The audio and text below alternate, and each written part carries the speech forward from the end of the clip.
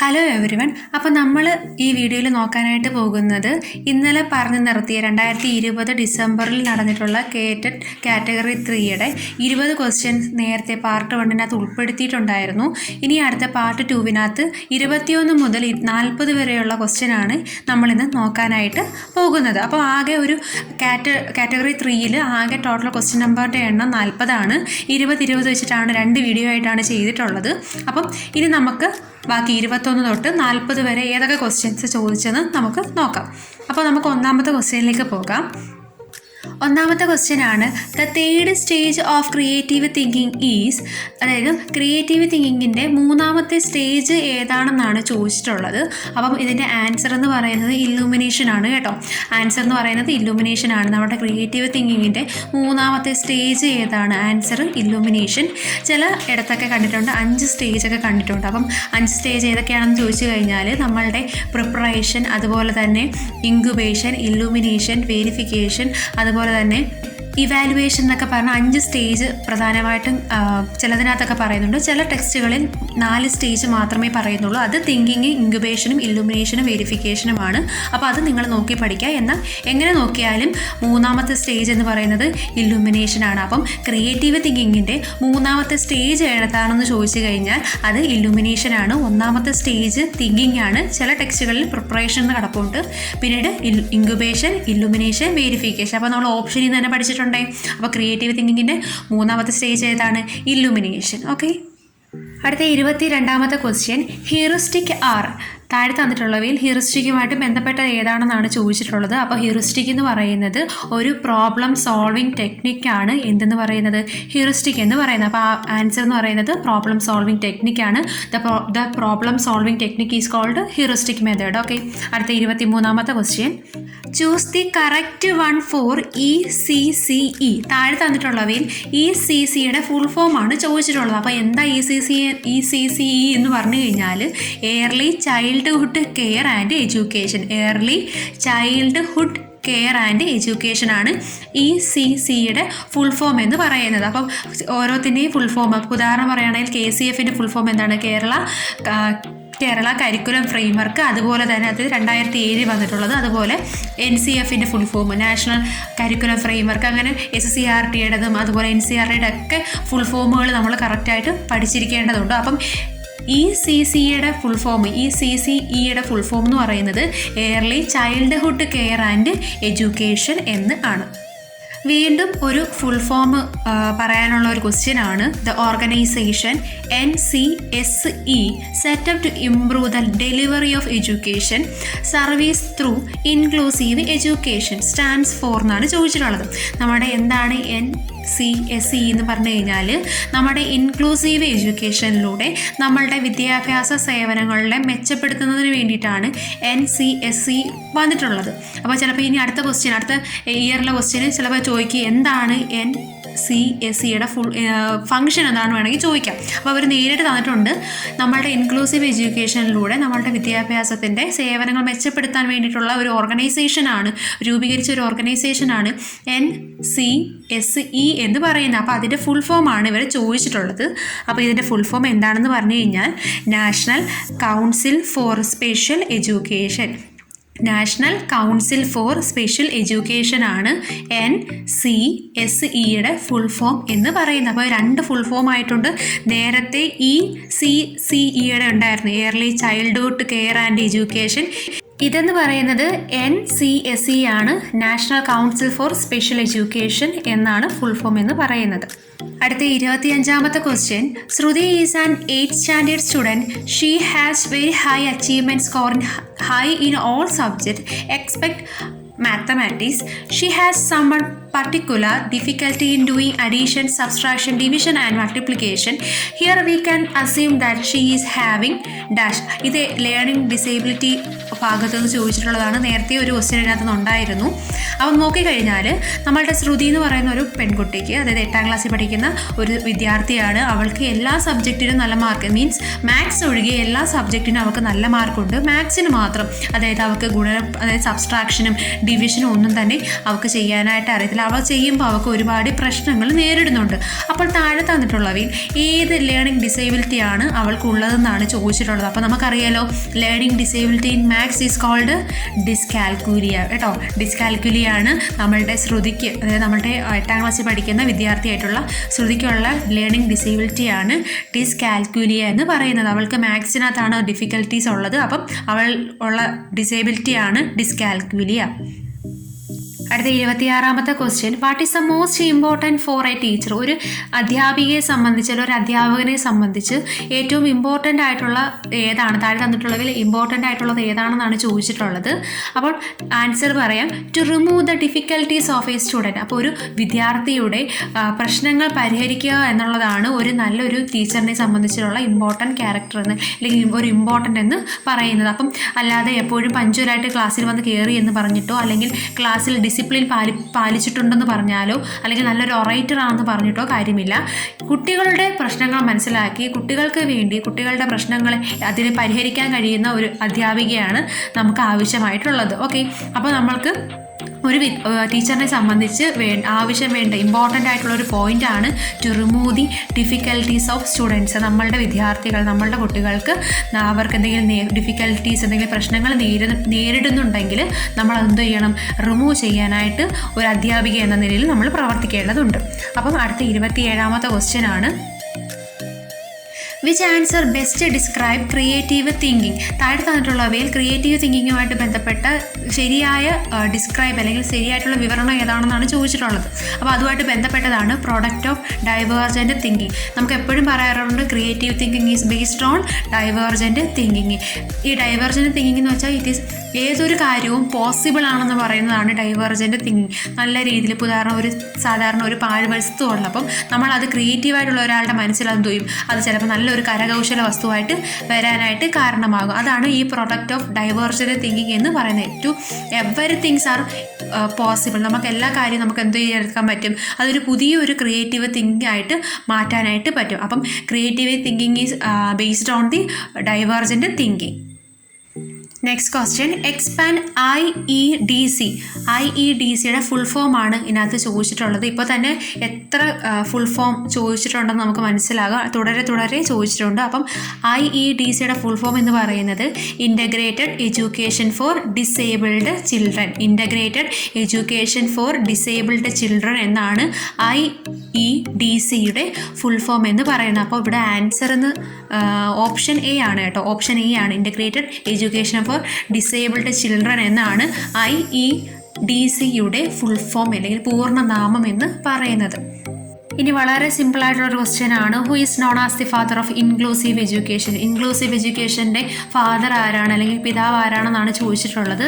Answer B ആണ്, ഒവിഡെ ഡിക്കോർലി ആണ് നമ്മളുടെ ഫാദർ ഓഫ് ഇൻക്ലൂസീവ് എഡ്യൂക്കേഷൻ എന്ന് പറയുന്നത്. അപ്പം കുറേ ഫാദറുണ്ട്. Father of psychology, father of psychosexual development, അതുപോലെ തന്നെ father of psychoanalytic theory. അപ്പോൾ ഇതിൻ്റെ എല്ലാം ആരാണ് അതിൻ്റെ പ്രൊപ്പോണൻ്റ് അല്ലെങ്കിൽ ആരാണ് അതിൻ്റെ വക്താവ് എന്ന് നിങ്ങൾ അറിഞ്ഞിരിക്കേണ്ടതുണ്ട്. അപ്പോൾ ഇവിടെ ചോദിച്ചിരിക്കുന്നത് ഫാദർ ഓഫ് ഇൻക്ലൂസീവ് എഡ്യൂക്കേഷൻ ആണ്.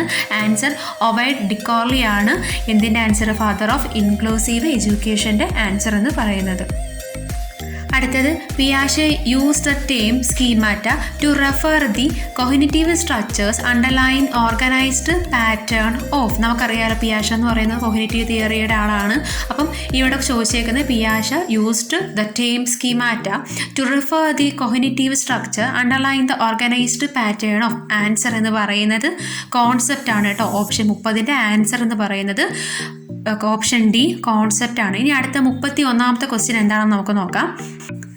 The best remedy of the students problem related to learning. ഒരു കുട്ടിയെ സംബന്ധിച്ച് അവൻ്റെ പഠനത്തിൽ ഉണ്ടാകുന്ന പ്രോബ്ലംസിനെ മാറ്റാൻ വേണ്ടിയിട്ട് ഉപയോഗിക്കുന്ന ബെസ്റ്റ് റെമഡി ഏതാണെന്നാണ് ചോദിച്ചിട്ടുള്ളത്. നമുക്കറിയാലോ ഡയഗ്നോസ്റ്റിക് ടീച്ചിങ് ആണ്. മീൻസ് ഡയഗ്നോസ്റ്റിക് ടീച്ചിങ് ആണ് നമ്മളുടെ കുട്ടികളിലുള്ള ഡിഫിക്കൽട്ടീസ്, ആ കുട്ടിക്ക് ഏത് പോർഷനാണ് മനസ്സിലാവാത്തതെന്നൊക്കെ അറിയാൻ വേണ്ടിയിട്ട് നമ്മൾ ഉപയോഗിക്കുന്ന ഒരു മെത്തേഡാണ് ഡയഗ്നോസ്റ്റിക് ടീച്ചിങ് എന്ന് പറയുന്നത്. ആ പർട്ടിക്കുലർ ഭാഗം മാത്രം വീണ്ടും അവന് എന്ത് ചെയ്തും പഠിപ്പിച്ചു കൊടുക്കും. നമ്മൾ അച്ചീവ്മെൻറ്റ് ടെസ്റ്റൊക്കെ പഠിച്ചതല്ലയോ.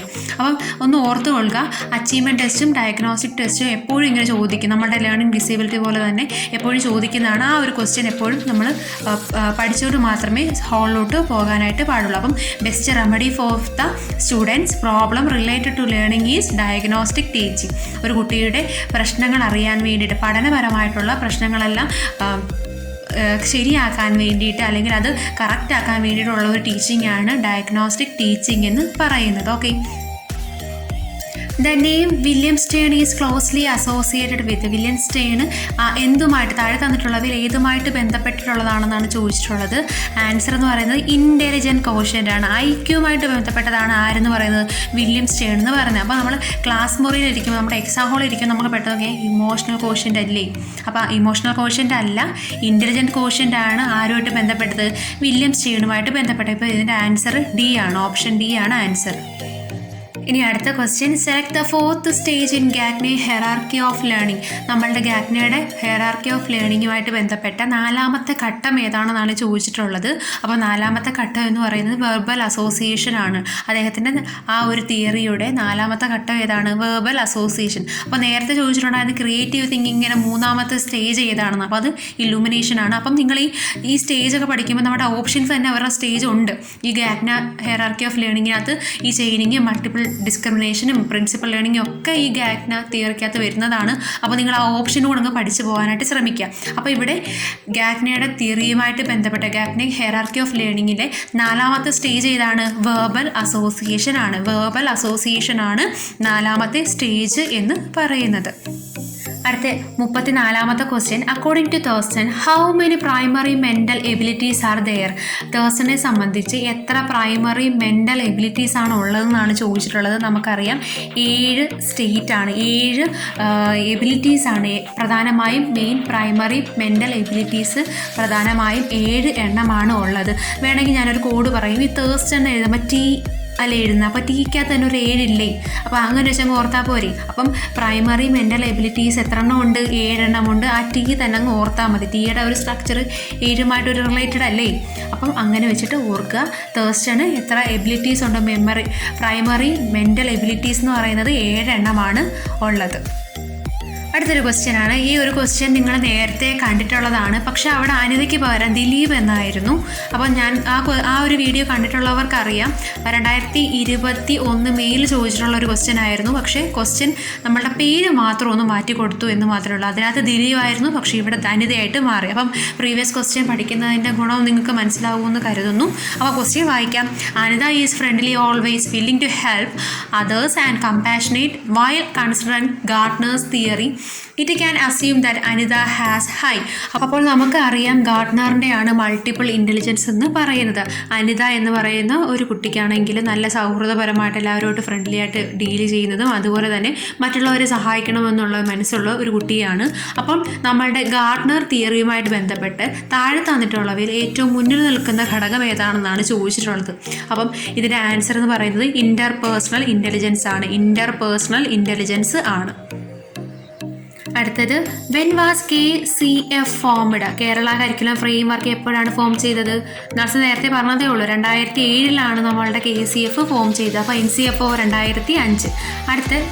അടുത്ത ക്വസ്റ്റ്യൻ ആണ്. Before the athletic race John says to coach, I know I can do well in this race, this is the example for John എന്നാണ് ചോദിച്ചിട്ടുള്ളത്. അപ്പം നമ്മളുടെ ജോൺ പറയുകയാണ്, ഒരു അത്ലറ്റിക് റേസിൽ പോവുകയാണ്. അതിന് മുമ്പായിട്ട് അവനവൻ്റെ കോച്ചിനോട് പറയുകയാണ്, എനിക്കിത് ചെയ്യാനായിട്ട് പറ്റും, ഞാനിത് വിൻ ചെയ്യുക തന്നെ ചെയ്യും. അപ്പോൾ ഇത് എന്തിന് എക്സാമ്പിൾ ആണെന്നാണ് ചോദിച്ചിട്ടുള്ളത്.